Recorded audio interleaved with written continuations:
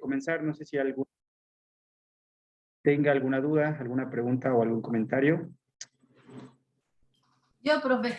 Ya está. Oiga, profe, bueno, estoy haciendo lo de la lectura, el reporte de la lectura, porque lo quería hacer diferente o lo quiero hacer un poco diferente. Pero si estoy bien, es para mañana, ¿verdad? Sí, todavía tenemos. Ah, ok.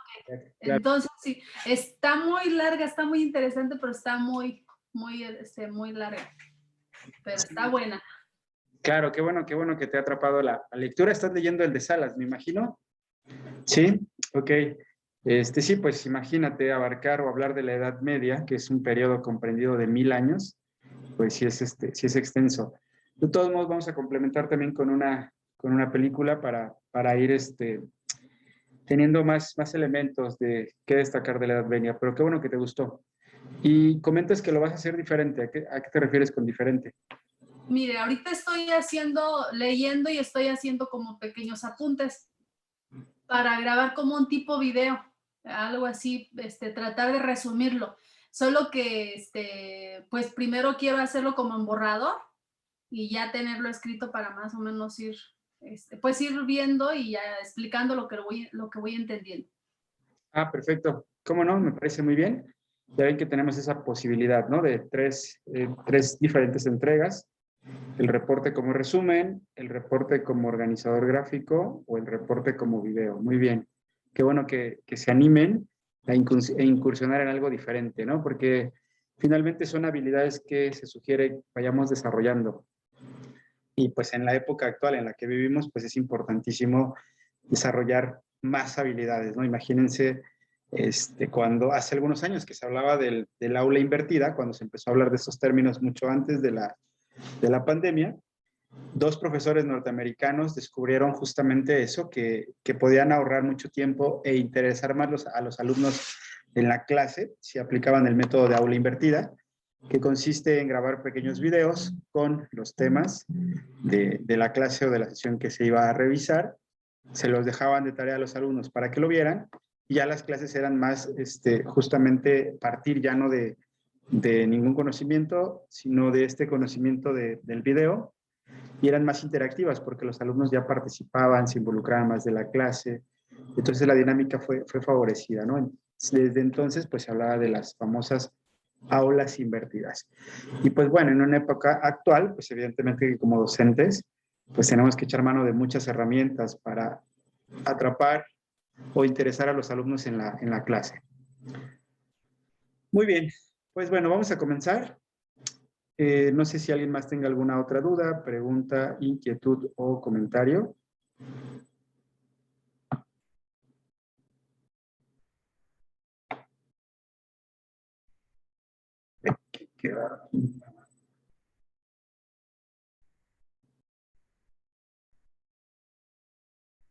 ¿Qué ven en mi pantalla? ¿Qué vieron? ¿Una lista o nada? Que según yo abrí la presentación, pero se fue a la lista. Nada. No, nada, de verdad. ¿Qué caray? Vuelvo a compartir, intentar compartir.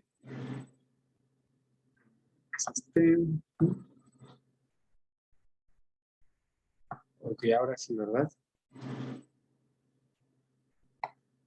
Te salió. En un segundo, no sé qué problemita hay aquí. Creo que es porque algunas.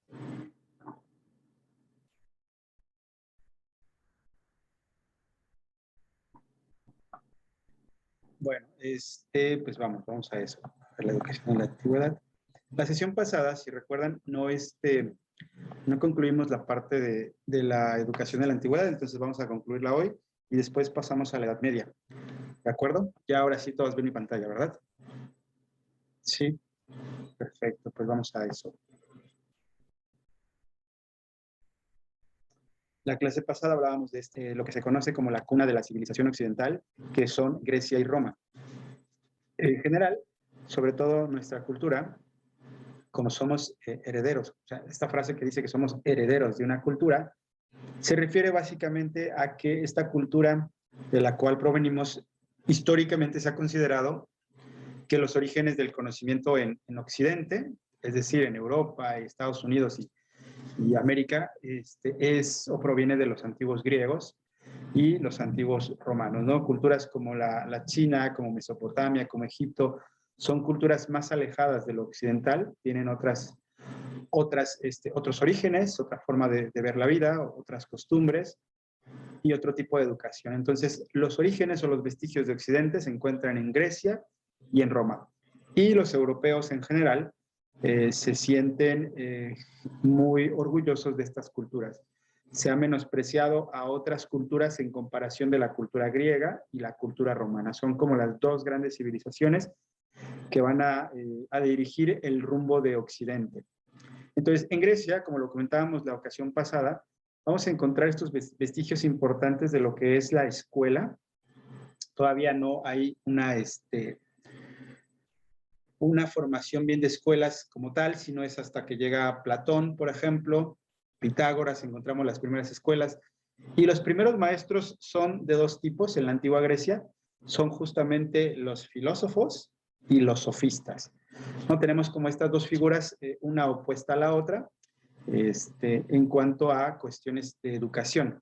Por un lado, los filósofos son estos personajes que pertenecen a la nobleza y que a partir de su condición de aristócratas deciden dedicarse a justamente reflexionar acerca de muchas preguntas que se ha hecho la humanidad, ¿no? Es donde surge como tal la filosofía que se atribuye al nacimiento en la antigua Grecia.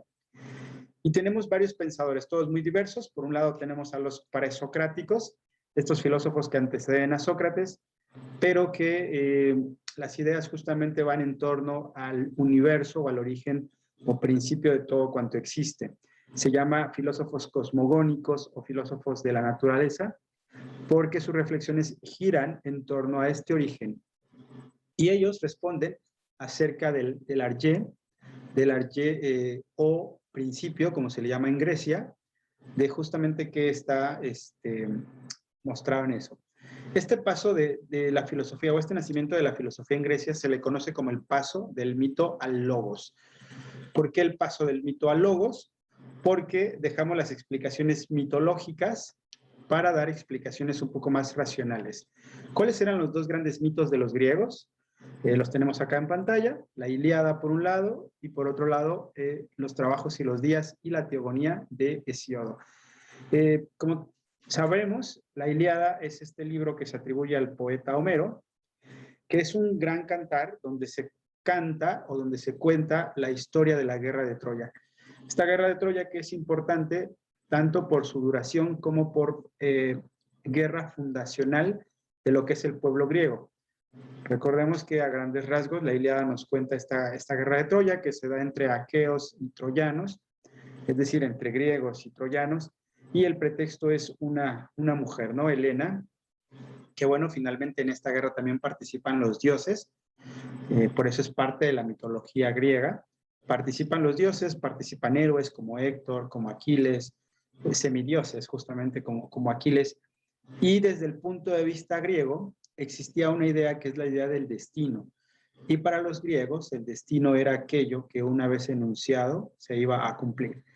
Entonces, bueno, tenemos en este largo cantar recogidas ya las historias de la Ilíada, donde nos van contando cómo se van dando estas peripecias durante la guerra de 10 años. Cómo era complicado, si no es que imposible, lograr sobrepasar las murallas de Troya, los muros de Troya, hasta que a Odiseo se le ocurre la idea de crear el caballo de Troya.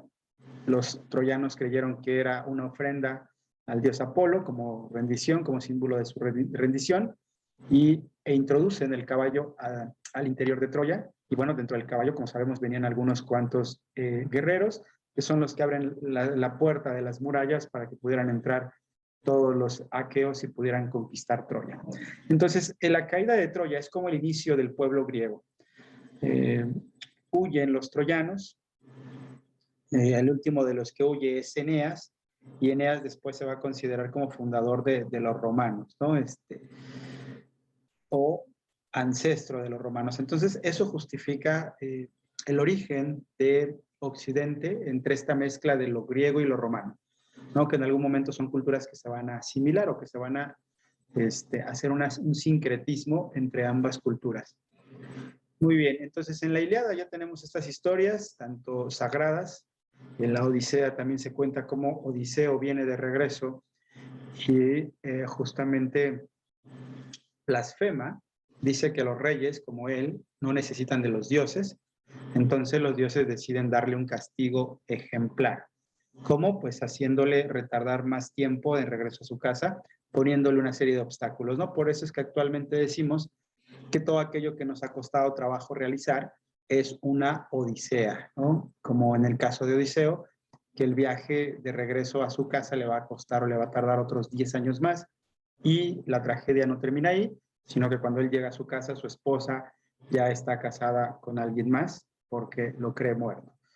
Pero bueno, justamente estos dos textos, la Ilíada y la Odisea, se van a incluir en Grecia o van a ser referentes para la escuela militar.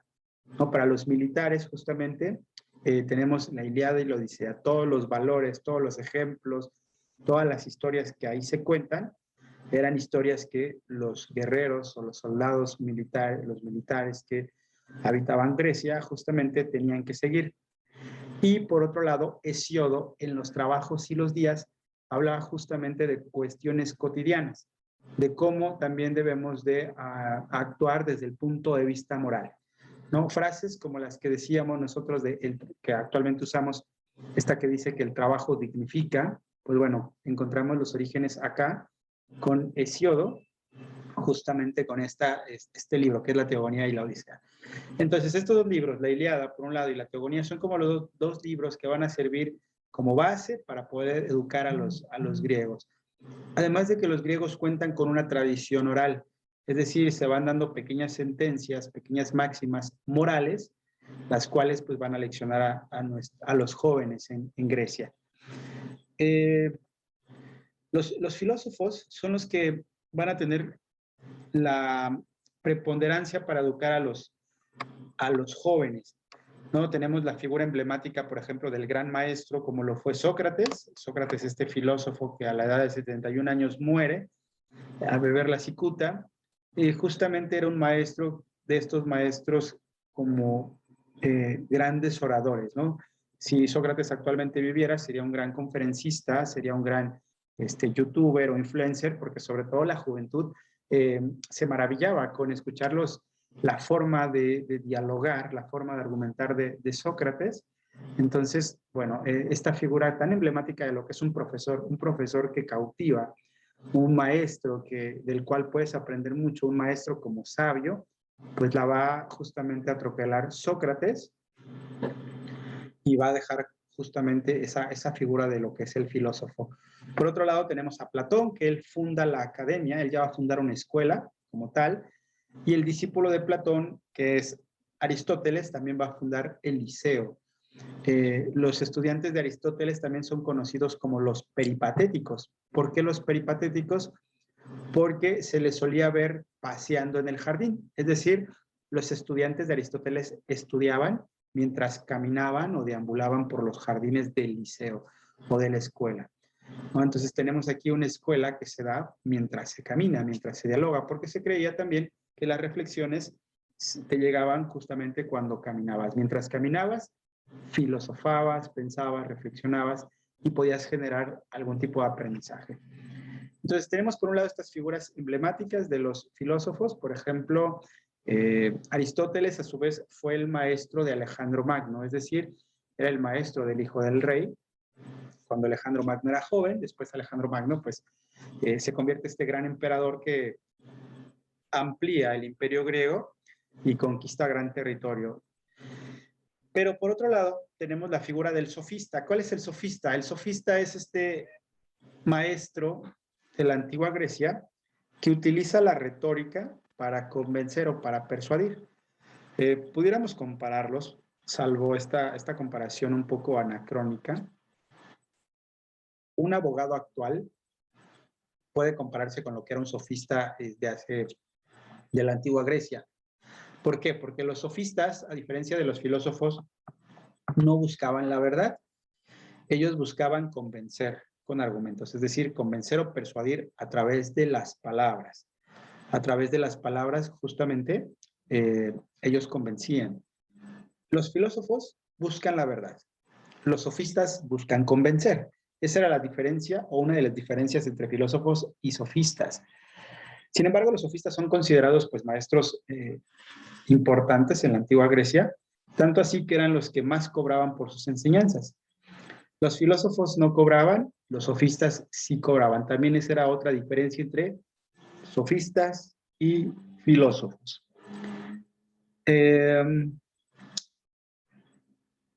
Eso es lo que podemos decir por ahora de los maestros. Por otro lado, la instrucción que tenemos se da o queda manifiesta en los escritos. Por ejemplo, Platón, cuando escribe La República, especifica a todo el sector de la población cómo se les debe educar. Platón había dividido a la sociedad antigua o a la sociedad griega en tres partes: hombres de bronce, hombres de plata y hombres de oro, y a cada uno qué tipo de instrucción se le debería de dar de acuerdo a su función, ¿no? Por ejemplo, hablaba de la música, la gimnasia, la aritmética, la geometría, la astronomía y la filosofía, eso destinado pues a los filósofos. Bueno, entonces recuerden que el ideal griego, esta frase que dice mente sana en cuerpo sano, proviene de estas épocas, justamente, desde donde nosotros podemos rastrear el origen griego.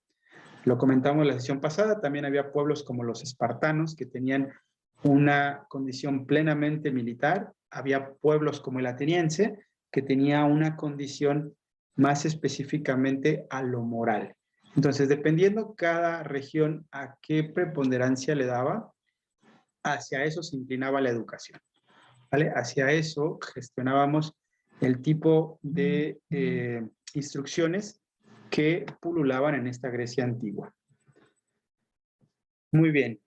Pues bueno, en general, estos son los filósofos. Todavía por ahí hablamos de las escuelas helenísticas. En la transición de Grecia a Roma se da una serie de escuelas helenistas, así se les conoce, donde tenemos a los cínicos, a los estoicos y a los epicúreos, que ellos principalmente en sus escuelas trataban de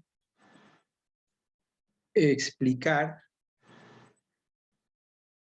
qué los filósofos o qué la filosofía debería de servir para encontrar la felicidad. A esta gran pregunta que se han hecho los filósofos de cuál es la finalidad del ser humano en esta vida, la respuesta de las escuelas helenísticas siempre fue la de venir a ser felices. ¿Por qué a ser felices? Porque esa sería la finalidad del ser humano.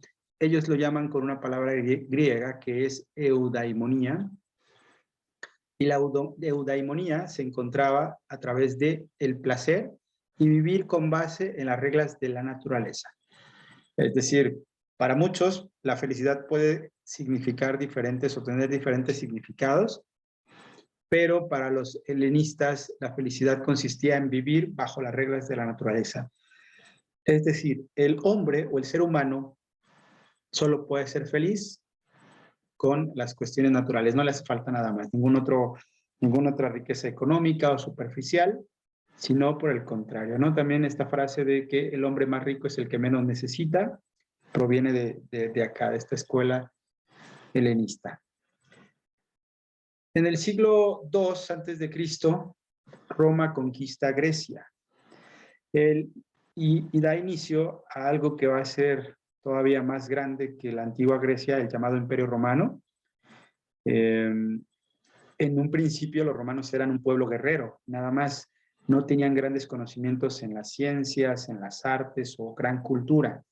Sin embargo, cuando conquistan a Grecia, pues evidentemente se dan cuenta de la gran civilización que acaban de conquistar y comienzan a imitar o a traducir varios de los textos griegos que se tenían. Empiezan a copiar, empiezan a imitar hasta cierto punto o a asimilar gran parte de su cultura, porque realmente los romanos se maravillan de la cultura de los griegos, se maravillan de los grandes filósofos que existen y comienzan justamente esta asimilación o sincretismo entre ambas culturas. Se mezclan en algún momento, se mezclan en algún punto y da como origen a este gran imperio romano. Por eso es que muchas de las palabras en español provienen del latín, ¿no? De Roma, y a su vez muchas de ellas provienen del griego, porque viene haciendo el recorrido etimológico o genealógico o la traducción de una palabra y tenemos los orígenes acá. Por ejemplo, para En cuanto a mitología, para los griegos tenemos a Zeus, pero para los romanos es Júpiter. Lo que para los griegos era la diosa Atenea, para los romanos le llaman Minerva. Eros es el dios del amor, en Roma le llaman Cupido o Cupiditas, ¿no? Entonces se va dando esta asimilación de lo griego a lo romano. Tenemos un breve mapa donde nos muestra la ubicación geográfica de los romanos.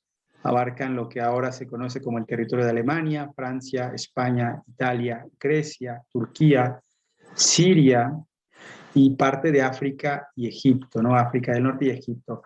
Entonces, todas estas tierras eran conquistadas por el Imperio Romano. Si alguien llegó a revisar por lo menos la película de El Gladiador, habrá observado que pues los ejércitos griegos eran enormes, romanos eran enormes, y todos ellos tenían esa finalidad de ir conquistando más territorio, de ir ampliando su territorio a cargo de alguno de los emperadores romanos.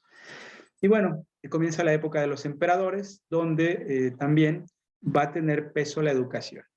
Recuerden aquí una constante: la educación desde sus orígenes tiene un fin político o persigue un fin político siempre o casi siempre. Es decir, la educación es importante para los fines políticos de un Estado, ¿no? Por eso es que el Estado siempre le ha dado importancia a la educación.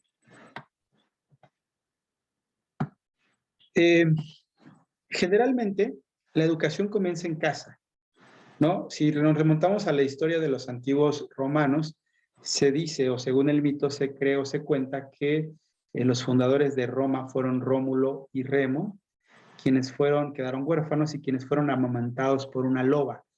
Por eso es que el escudo o la bandera de Roma es justamente esto: unos infantes siendo amamantados por una loba. Entonces, de aquí viene la frase de que la educación se mama, o de que la educación proviene de ahí, de la madre o del padre. En concreto, en Roma, por ejemplo, los padres tenían la autoridad paterna de castigar a los hijos, de azotarlos, de golpearlos, incluso de encarcelarlos y hasta de asesinarlos, siempre y cuando se pudiera comprobar que el hijo pues era un hijo, como se decía, problemático, o era un hijo anormal, como ellos le llamaban. Recuerden que esto de la norma o de lo normal va a tener gran peso en Grecia y en Roma. Siempre vamos a querer un ciudadano con estas características. Por eso que actualmente pues tenemos como este esquema de lo que se considera como normal.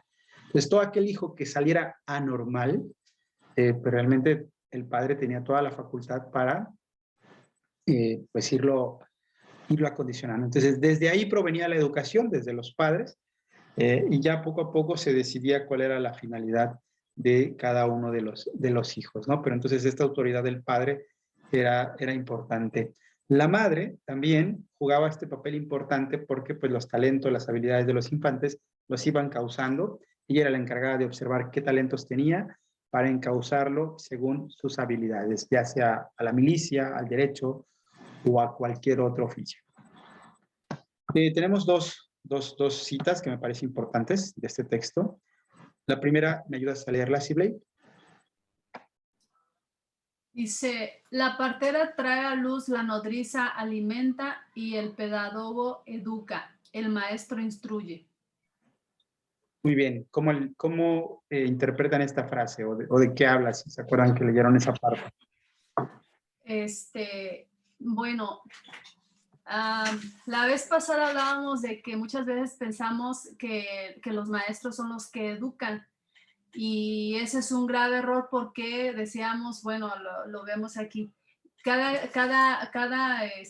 una de estas partes tiene su función, y dice aquí: la partera trae a luz, la nodriza alimenta, el pedagogo, que en este caso es el pedagogo, educa, y el maestro instruye. Leyendo anteriormente, veía yo que decía que maestro no solamente, anteriormente el maestro no solamente se le llamaba los padres. A ver, ya me revolví. Los padres eran el maestro también fungía más bien un papel como de maestro. Entonces también podía, pues se le llamaba o se le decía como mi padre, aunque no fuera su padre meramente de sangre, ¿no? Pero también hacía esa labor de instruir o pues, de transmitir el conocimiento. Entonces, aquí, pues, la vez pasada hablábamos de que el padre es el que instruye, educa más bien, y el maestro es el que instruye, el que va dando las instrucciones de cómo hacer las cosas, que eran cosas muy diferentes una de la otra. Más o menos así. Sí, muy bien. Muy bien, gracias. Excelente comentario, sí. Y sobre todo observar que el ciudadano romano tenía que formarse bajo ciertos elementos, ¿no? Desde la partera, desde la nodriza, desde el pedagogo hasta el maestro. O sea, sí tenía que pasar por esta serie de maestros, vamos a llamarle a todos, que poco a poco van moldeando, van formando a lo que es el ciudadano romano. Muy bien, la siguiente frase nos ayuda, Sabi, para leerla, la siguiente cita.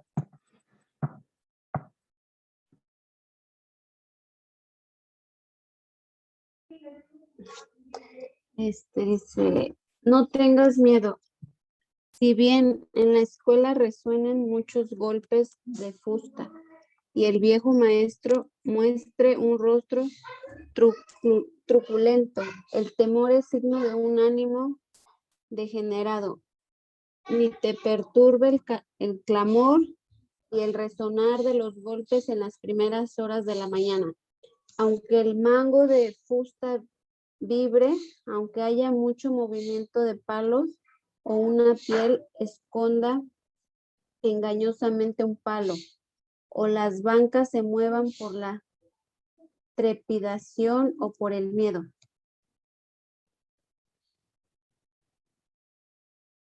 Gracias, Sabi. ¿Cómo conciben esta cita? ¿De qué nos habla?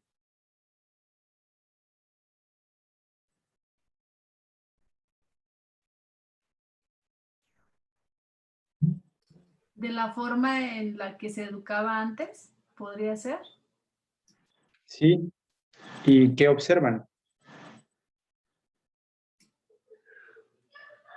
Pues que hay golpes, que hay una forma muy rigurosa de enseñar o de educar.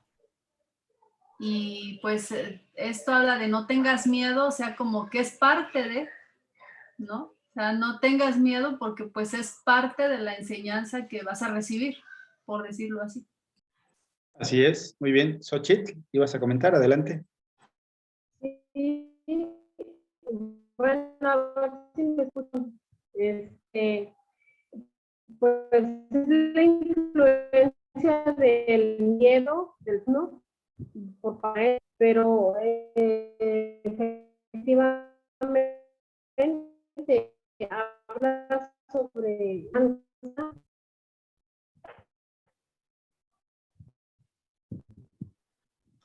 Ok. escucharon.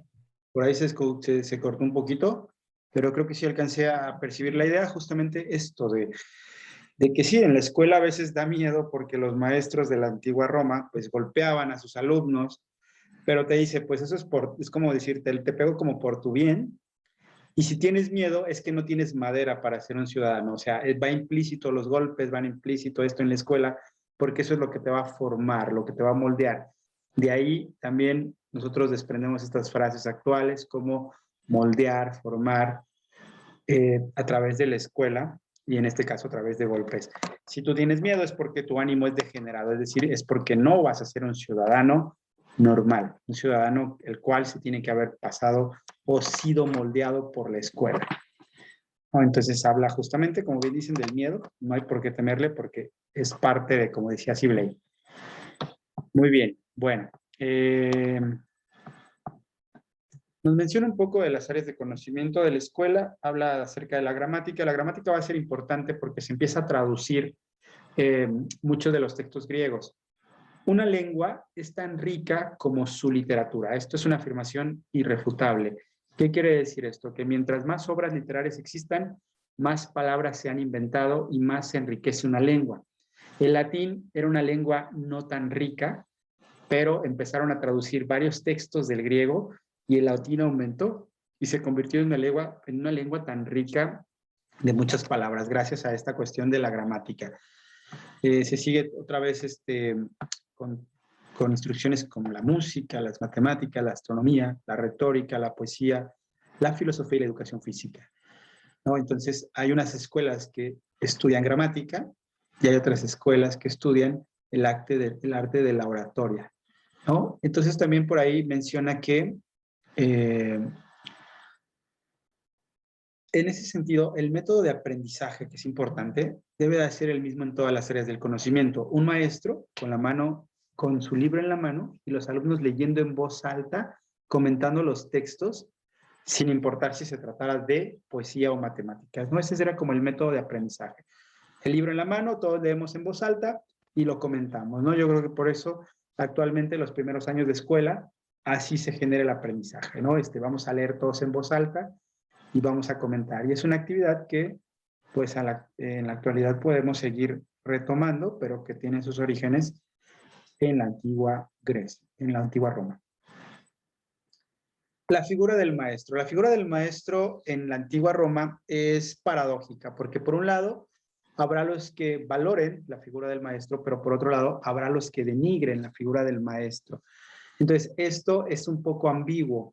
Además de que ha sido criticada la figura del maestro en Roma, por ejemplo, en el caso del filósofo Séneca, afirma que en la antigua Roma los maestros están fuera de contexto porque enseñan solo conocimientos y no enseñan como cosas cotidianas que a un estudiante le pueden servir en su vida diaria. Entonces, esa es como la primera crítica.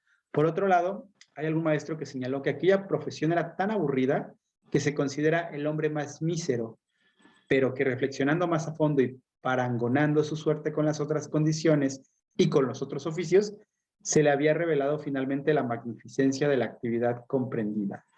Dios mío, algo propio del emperador o del rey, sentarse en la cátedra enseñando las buenas costumbres y el estudio de las sagradas letras. Es decir,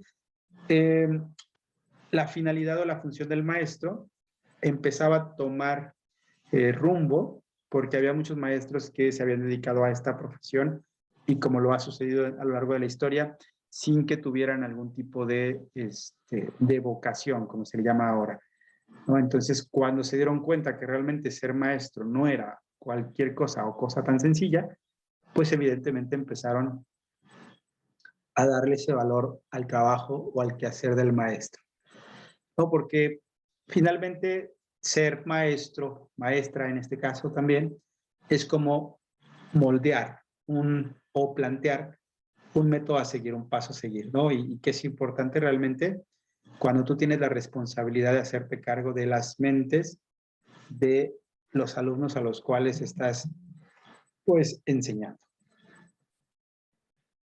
Y bueno, con esto concluimos un poco lo de la antigüedad. Me interesaba terminarlo porque la sesión pasada no lo terminamos. No sé si alguien tenga algún comentario, pregunta o inquietud de la antigüedad.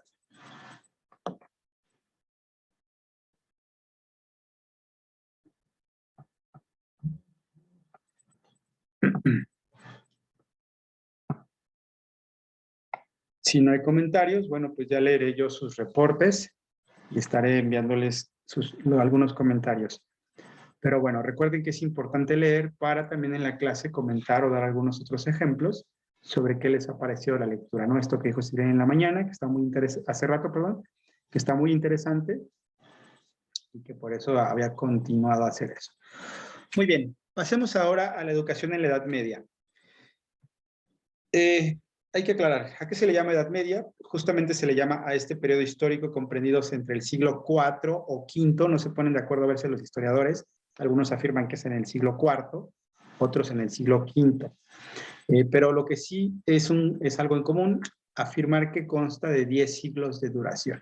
Es decir, de 1000 años, el periodo que va a abarcar la Edad Media. Con exactitud, las fechas no se dan siempre. Muchos dicen que inicia con la caída del Imperio Romano de Occidente y termina con la caída de Constantinopla. Otros afirman que termina con el descubrimiento de América. Entonces, eso es importante señalarlo, porque las edades o las épocas se han marcado posteriormente. Por ejemplo, se le llamó Edad Media.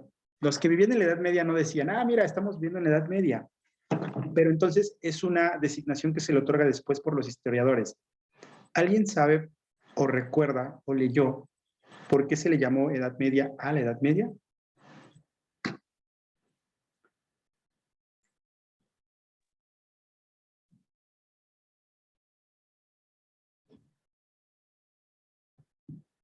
Bueno,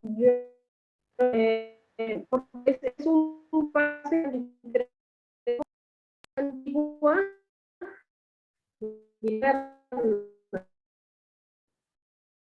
¿Sí me entendió? Sí, creo que sí, Xochitl. Que justamente porque es este paso entre la antigüedad y la época moderna, ¿no? Justamente sí. Se le llama Edad Media porque según los historiadores es lo que está en medio. ¿En medio de qué? De la antigüedad y de la época renacentista o del Renacimiento. Entonces, este periodo que está en medio, que se le llama Edad Oscura, que se le llama cristianismo o Edad Media, pues va a comprender aproximadamente un periodo de 1000 años. En este periodo de 1000 años, ¿cuáles son las características que se dan en la Edad Media? Bueno, generalmente podemos hablar de una sociedad feudal. Toda la Edad Media es una sociedad feudal en la cual se dividía por estamentos sociales. Es decir, todavía no hablamos o no podemos hablar de clases sociales porque todavía no hay una economía que tenga que ver con el dinero. Pero sí podemos hablar de estamentos o estratos sociales.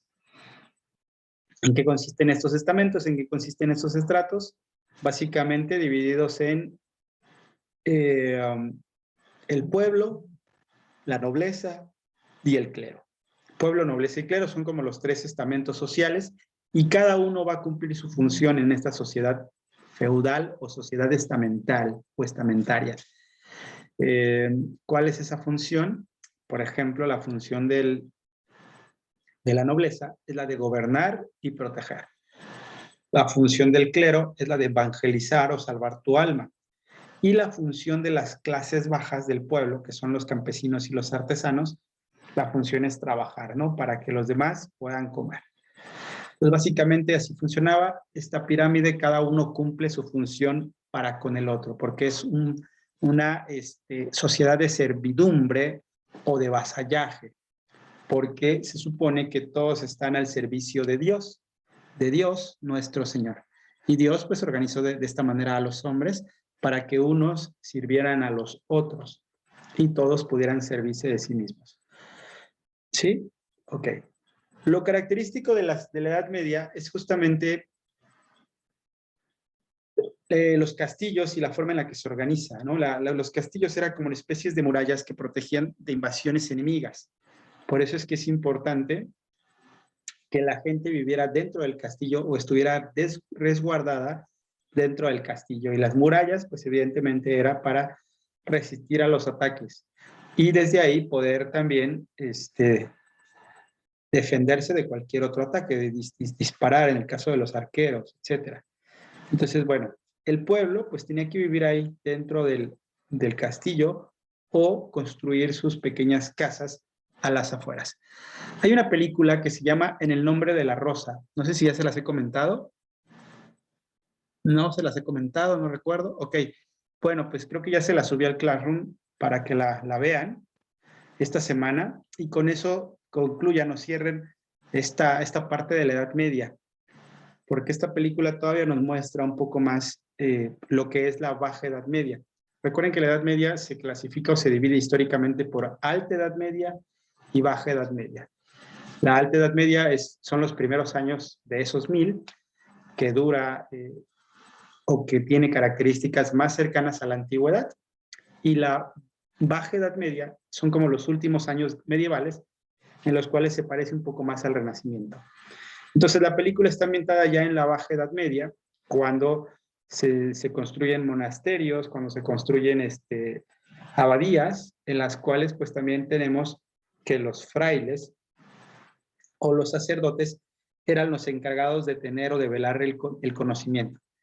Se prohibía todo tipo de conocimiento que no tuviera que ver con las Sagradas Escrituras, y no cualquiera podía interpretar las escrituras. Entonces tenían que ser sacerdotes pues preparados para ello. Los libros entonces eran resguardados o custodiados en las abadías o en los castillos y estaban encerrados porque eran libros prohibidos la mayoría. No se podía leer a Platón, no se podía leer a Aristóteles, no se podía hablar nada de leer algo de China que viniera de China o de Egipto de otro lado, porque era como estar en contra de la iglesia. ¿Sí me explico? Entonces, bueno, por aquí en esta imagen tenemos un poco la guerra y la vida estamentaria o estamental, de cómo se relacionaba cada uno, cómo vivía, dónde vivía, a qué hacía, ¿no? Los torneos, por ejemplo, caballerescos. Tenemos muchas palabras actuales que ocupamos que vienen de lo medieval. Por ejemplo, actualmente decimos caballeros. Y un caballero actualmente le damos la connotación de una persona que es como amable o que es como atenta, ¿no? Porque a veces dicen, ay, es que es un caballero porque me abrió la puerta del coche, ¿no? O es un caballero por esto. Pero bueno, en la Edad Media esta palabra quiere decir el que va a caballo en las peleas. O sea, caballero era el que no peleaba a pie, justamente el que peleaba en caballo. Eso es un caballero. Y las damas eran las mujeres que pertenecían a la corte, ¿no? Es decir, no cualquiera era una dama, sino que tenías que pertenecer a la nobleza para ser considerada una dama. Todas las demás eran mujeres o cualquier otro tipo de designación que se les diera. Y bueno, pues en general es esto de lo que podemos decir de la Edad Media y sus orígenes. Creo que la película les va a aclarar otros puntos, ¿no? Bueno, acá tenemos un fragmento del texto, del libro que estamos revisando, donde nos habla básicamente de cómo se llegaba a cabo la Edad Media y a qué se refiere lo feudal o lo estamental, ¿no? ¿Qué es esto de una educación feudal? Ok, en la Edad Media se van a poner como posiciones la razón y la fe. Recuerden que la razón fue muy defendida por los filósofos, que cuestionaban todo y que decían que a través de la razón podíamos encontrar la verdad de las cosas. Y la fe tiene que ver con una creencia, con algo relacionado a Dios o a la religión, pero definitivamente durante la medieval estuvo en disputa esta relación entre razón y fe. ¿Vale? Vamos a leer esta cita. A ver, Avi, ¿me ayudas? Ahí, pasé. ¿Qué dice la cita? Dice, razón y fe. Nadie creyó a Sócrates hasta que murió por lo que enseñaba. Pero para Cristo, los mismos artesanos ignorantes han desaparecido. Ay, se quitó. Han desaparecido el miedo a la muerte. Destino Apología 165.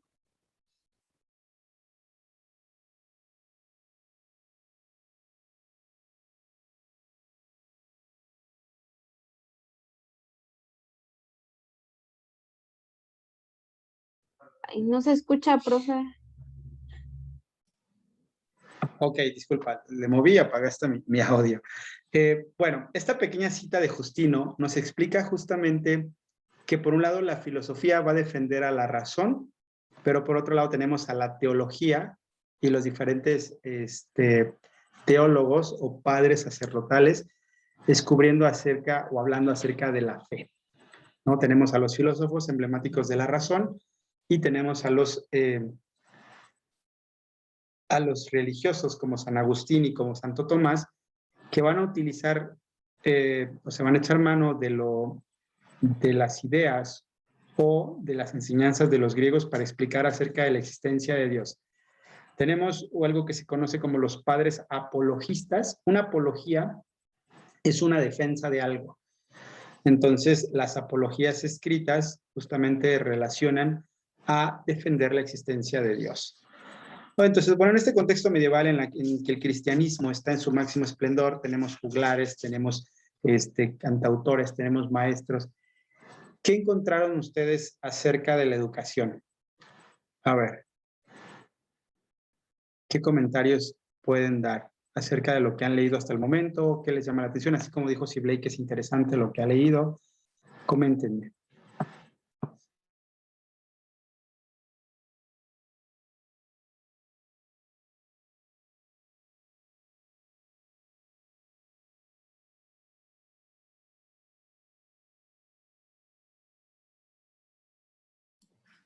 Bueno, yo ahorita, bueno, de lo que estuve leyendo, apenas iba yo en la educación en la Edad Media, apenas iba leyéndolo, digamos que la introducción, y empecé a ver de cómo es que pasa de ser esclavos, porque en la antigüedad, bueno, había lo que era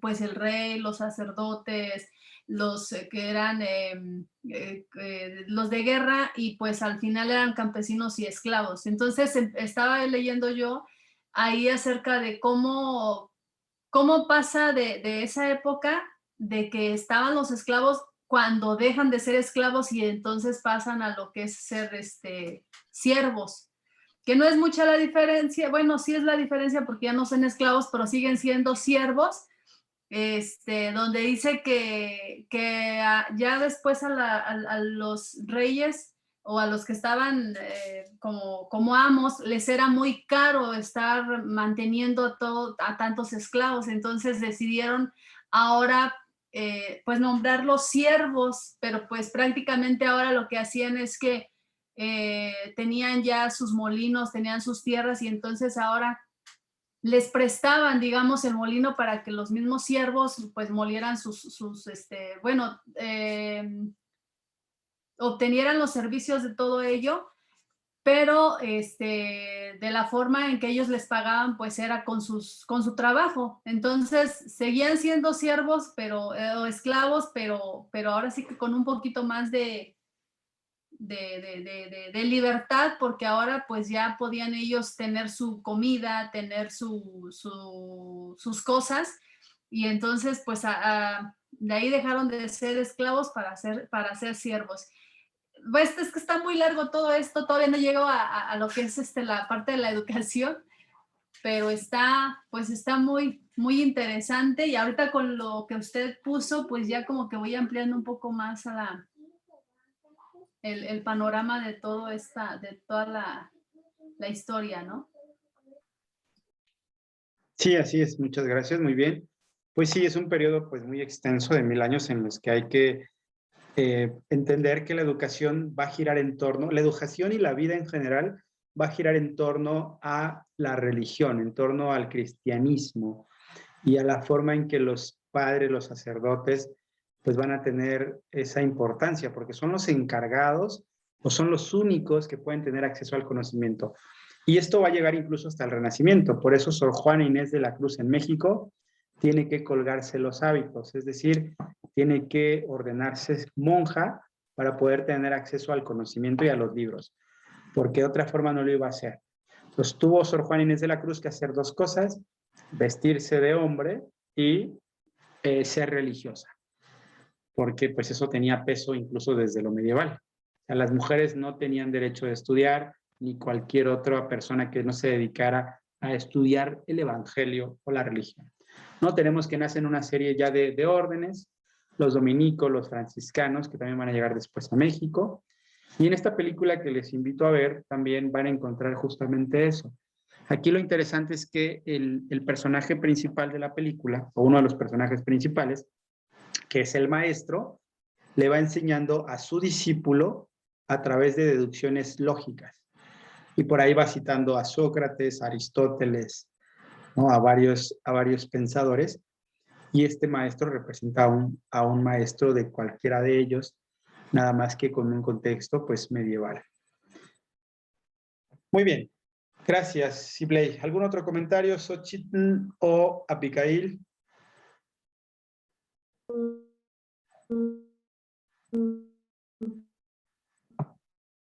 No, eh,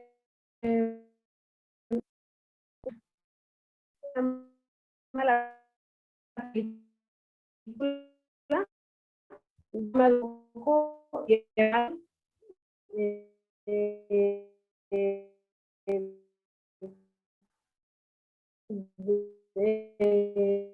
una investigación científica,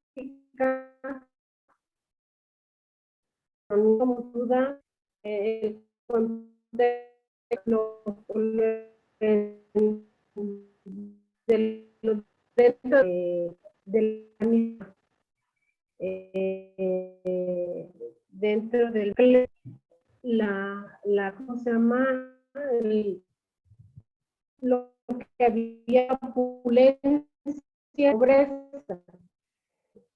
Ese debate que hay en los mismos de cómo es que ellos manifestaban, ellos llevaban el evangelio de Dios y cómo el clero hacía, ¿no?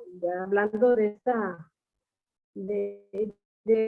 dimensión de por qué ostentaban. Y hablando también, o sea, la que llevaban dentro del monasterio, ahora sí, estos monjes son muy enfocada a los escritos, hacían el de latín a griego, de griego a latín, de forma que se extendió a toda la humanidad. O sea, habla de la historia del que vino a partir de ellos. Y espero vayan a escuchar. Hola, sí, se escuchó como por partes. Más o menos creo que sí tienes un comentario interesante de todo esto que dice. En algunas partes sí se cortaba, pero bueno, creo que alcanzo a rescatar esto que mencionas, justamente que otra de las funciones de los sacerdotes era ser escriba, era traducir los principales textos. Lo vamos a ver en la película. También lo van a ver muy de manifiesto. Y que todo se permeaba a través del cristianismo. También eso es importantísimo, ¿no? Entonces, evidentemente, sí, es muy, muy acertado tu comentario. Avi, ¿algo más que gustes añadir?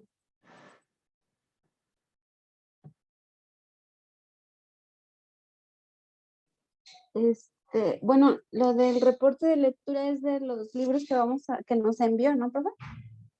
Claro, sí, generalmente, sí, adelante. Bueno, ahorita como veo que me dicen que está muy largo, es que yo veo que tiene varios como subtítulos, ¿no? Porque de ahí de lo que dice de la educación media, luego abajo tiene la alta edad media, ¿es de todo, o nada más de lo donde dice de la educación? Ah, claro, ok. Lo ideal es leer todo para entender este contexto medieval y sobre todo poner especial énfasis en la educación. Pero sí hay que leerlo todo y tratar de enfocarnos en lo que nos toca a nosotros, que es la parte educativa.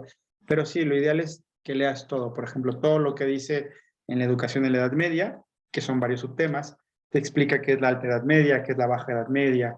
Entonces, para que entiendas de mejor manera el contexto de la educación.